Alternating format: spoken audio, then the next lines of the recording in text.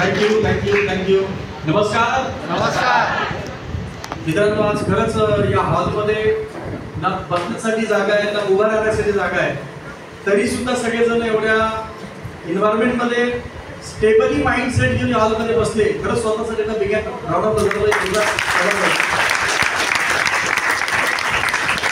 त्याचप्रमाणे आज जरी प्लॅन केला असे भक्ती असेल, त्याचप्रमाणे जे आज होस्टिंग करताय शुभम सर, आणि सगळ्यात महत्त्वाची गोष्ट अजून त्यांनी प्रोग्राम ऑर्गनाईज केला असे बोंद्रे फॅमिली या सगळ्यासाठी सुद्धा एकदा मनापासून जोरदार क्लॅपिंग झालं पाहिजे. छोटंसं इंट्रोडक्शन. माझं नाव मुरारी महाले, प्रॉपर्टी छत्रपती संभाजीनगर.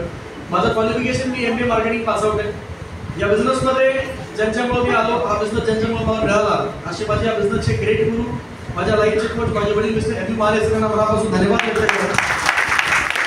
सोबतच या बिझनेसमध्ये ज्यांचं गायडन्स राहिलं असे सिनियर अपलाईन डायमंड ललित डोंगरे सर, UTC किशोर राहिले सर यांच्या मार्गदर्शनाखाली आज काम करतोय. आज हा जो काही बिझनेस तुम्ही प्लॅन बघितलाय बघा, प्रोग्राम हॉलमध्ये तुम्ही या स्टेजवर अनेक लोकांचे सत्कार बघितले, अनेक लोकांची जी की पास्ट लाईफमध्ये जी की सिच्युएशन होती, आज पास्ट लाईफची सिच्युएशन आणि प्रेझेंट लाईफची सिच्युएशन सुद्धा तुम्ही त्यांच्याकडून ऐकली.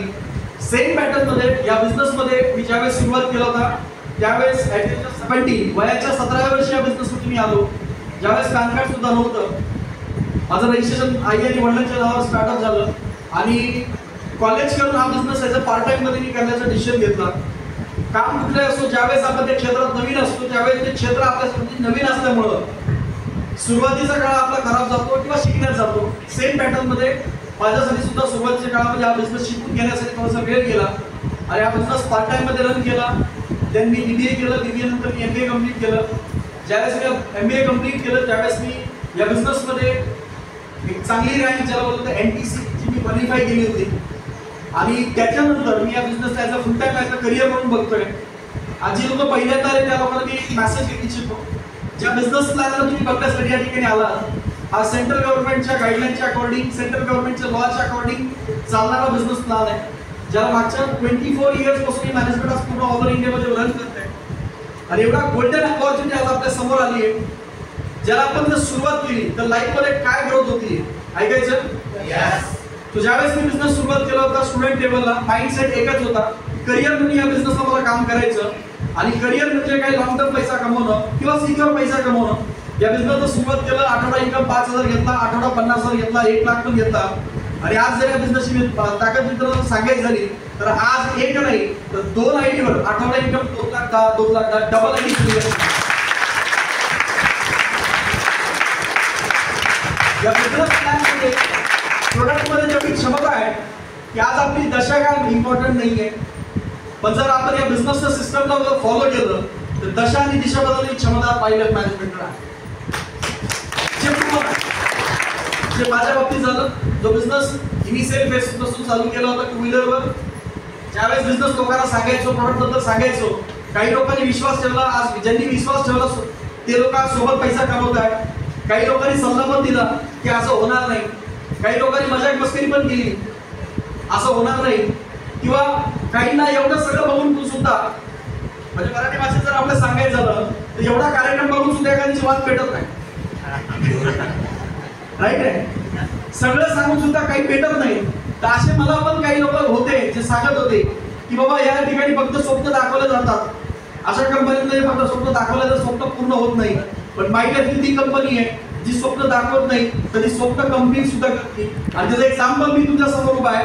जो बिझनेस मी 2 व्हीलरला चालू केला होता, आज प्राऊड होतो सांगण्यासाठी, मागच्या 4 जानेवारी 2023 ला मी पूर्ण भारतातला पहिला व्यक्ती या इंडस्ट्रीमध्ये ज्याने वयाच्या 25व्या वर्षी स्वतःची 60 लाख रुपयाची BMW कार परचेस केली.